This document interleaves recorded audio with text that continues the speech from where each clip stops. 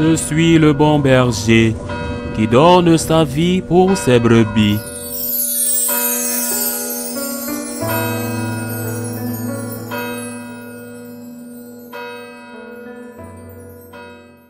En ce temps-là, Jésus disait à ses disciples, « Vous avez appris qu'il a été dit, tu ne commettras pas d'adultère.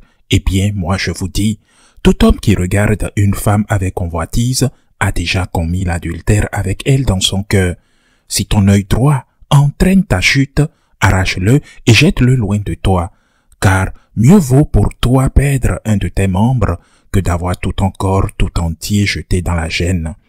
Et si ta main droite entraîne ta chute, coupe-la et jette-la loin de toi, car mieux vaut pour toi perdre un de tes membres que d'avoir ton corps tout entier qui s'en aille dans la gêne. Il a été dit également, si quelqu'un renvoie sa femme, qu'il lui donne un acte de répudiation. Eh bien, moi je vous dis, tout homme qui renvoie sa femme, sauf en cas d'union illégitime, la pousse à l'adultère. Et si quelqu'un épouse une femme renvoyée, il est adultère. Acclamons la parole de Dieu. Aujourd'hui, nous célébrons la mémoire liturgique de l'un des saints les plus populaires de l'histoire de l'Église, Saint Antoine de Padoue. Il est possible que sa popularité ait décliné ces dernières décennies. Ce n'est pas une simple mode, mais d'autres saints suscitent davantage d'affection et de sympathie à un moment précis de l'histoire. Par exemple, Padre Pio, Saint Padre Pio, lui aussi franciscain, mais dans la branche capucine. Ou bien, si Dieu le veut, le bienheureux Charles Acutis sera bientôt canonisé à une date encore indéterminée. Il suscite déjà également une grande affection, une grande admiration et une grande vénération, et est d'une façon lié aux franciscains. Il est considéré comme le nouveau Saint François d'Assise, aujourd'hui à notre époque, et je pourrais en citer bien d'autres. Mais Saint Antoine de Padoue reste un saint populaire, très aimé et très cher, et quelqu'un vers qui nous nous tournons souvent, et je l'avoue que je le fais lorsque quelque chose est perdu et qu'il est impossible de le retrouver. Je ne pense pas que ce soit une superstition.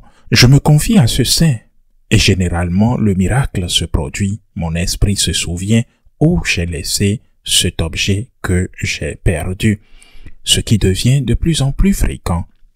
C'est aussi en Espagne, du moins en Espagne chez moi, je ne sais pas si ailleurs ça se fait, en Espagne que les jeunes filles se tournaient vers lui lorsqu'il voulait se marier et ne trouvaient pas une petite amie ou un petit ami. Mais surtout, Saint Antoine fut l'un des premiers compagnons de Saint François. Et pour moi, c'est un exemple non seulement de prédicateur extraordinaire ou de quelqu'un qui a accompli de nombreux miracles, mais aussi d'obéissance, car il était déjà religieux, chanoine, prêtre des chanoines de Saint-Augustin. Il est né à Lisbonne, et d'ailleurs, les Portugais disent, à juste titre, je crois, qu'il ne devrait pas s'appeler Saint-Antoine de Padoue, mais plutôt Saint-Antoine de Lisbonne. Bien qu'il soit mort à Padoue, il est né à Lisbonne. L'un de ses compagnons, un de ses amis, devint franciscain, issu du premier groupe de franciscains de Saint-François, l'envoya prêcher, évangéliser en terre musulmane au Maroc. Et c'est là que lui et ses compagnons furent tués par les musulmans. Ce sont des martyrs.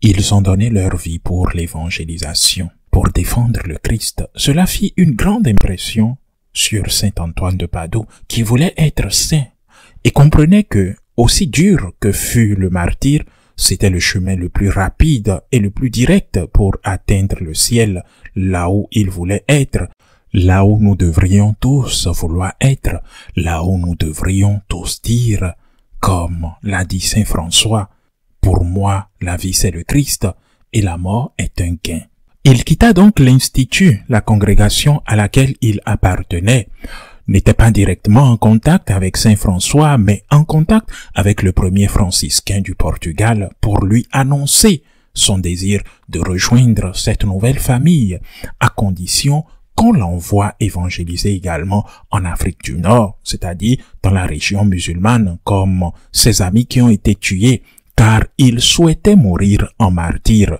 Ils acceptèrent. Saint François reçut cette demande et reconnut la valeur extraordinaire de cet homme. Il était l'un des rares franciscains des premiers temps à posséder une solide formation théologique. Il existe même une lettre authentique de Saint François qui lui est adressée, dans laquelle il l'autorise à enseigner la théologie aux frères, car la plupart d'entre eux venaient du monde rural ou de la noblesse, mais lui avait une formation théologique bien fondée. Cependant, le succès de saint Antoine de Padoue en tant que prédicateur fut tel qu'il ne fut jamais envoyé en mission. Il vécut et prêcha dans toute l'Italie, mourut à Padoue, où il était, et il est toujours aimé. Il ne fut jamais envoyé en mission. D'une certaine manière, on peut dire qu'il fut trompé, mais il accepta ce changement de destination par obéissance. Ce n'est pas qu'il soit entré par désir, mais plutôt qu'il l'avait exprimé avant d'y entrer. Il est entré sous cette condition, et la condition n'a pas été remplie, et il a obéi. Je pense que c'est un exemple pour nous tous, pas seulement pour les religieux ou les prêtres. Lorsqu'un changement de destination survint, le terrain change toujours. On le sait, tenant compte des circonstances. Il est un exemple pour tous. Dieu a un plan pour chacun de nous, et ce plan est un plan d'amour. Parfois, il nous paraît lumineux comme une merveilleuse autoroute, parfois éclairé la nuit et illuminé par le soleil du jour. Vous foncez à toute vitesse sur ce plan, et soudain les circonstances changent. Les feux s'éteignent, ou la route se remplit de virages, et ces circonstances peuvent changer à cause d'un problème de santé par exemple, et vos plans, vos projets, de très bons plans, de très bons projets ne peuvent se concrétiser. Vous n'avez plus la santé nécessaire pour faire ça. C'est une maladie qui vous désoriente. Et cela vous désoriente complètement. Ou alors, il y a un changement dans votre entreprise et soudain, vous vous retrouvez sur la liste des demandeurs d'emploi et vous n'avez plus l'âge que vous aviez à votre premier emploi. Ou bien, vous avez une famille bien organisée et soudain, elle se brise parce que l'un des conjoints dit avoir trouvé quelqu'un d'autre avec qui vivre et passer le reste de sa vie. La vie est ainsi faite. Si l'on n'est pas capable d'accepter la volonté de Dieu, même si c'est douloureux, car il est facile d'accepter qu'on gagne, par exemple, à une loterie, et qu'on obtient ce dont on rêve. Mais en fin de compte, la volonté de Dieu se révèle non seulement quand tout va bien pour vous, mais aussi quand les choses vont mal et très mal. Si vous n'y parvenez pas, vous souffrez inutilement. Ce plan brisé engendre une souffrance, mais il existe une souffrance supplémentaire que vous pouvez éviter, celle de vous sentir abandonné par Dieu, de croire que Dieu ne vous aime plus, de se soucier plus de vous, ou de vous rebeller contre cela et de ne pas voir le bien que vous avez en vous et les possibilités que Dieu a voulu ou permis dans votre vie. Il y a une citation d'une personne, c'est un penseur hindou, dont j'aime beaucoup me souvenir, bien qu'il soit hindou et non chrétien. Il dit, « Si tu pleures parce que le soleil s'est couché, tes larmes t'empêcheront de voir les étoiles. » Je reprends. Si tu pleures parce que le soleil s'est couché, tes larmes t'empêcheront de voir les étoiles. Saint Antoine de Padoue obéit. Il aurait très probablement été martyr. D'un autre côté, parce qu'il a obéi, il est un saint non martyr, mais un saint confesseur. Il est aujourd'hui au ciel. Mais le bien qu'il a fait en obéissant à Saint François d'Assise, en enseignant la théologie aux frères, c'est-à-dire en se consacrant à la formation, le bien que cet homme a fait par sa prédication, le bien qu'il a fait par sa charité et son amour pour les pauvres était la volonté de Dieu. Et c'était la volonté de Dieu qui lui était manifestée par l'intermédiaire de son supérieur. Son obéissance et le résultat de ces obéissances ont été extraordinaires. Si l'on met une chose dans un plat et une autre dans un autre plat, je crois que nous pouvons aujourd'hui, au fil des siècles, comprendre que Dieu savait parfaitement ce qu'il faisait.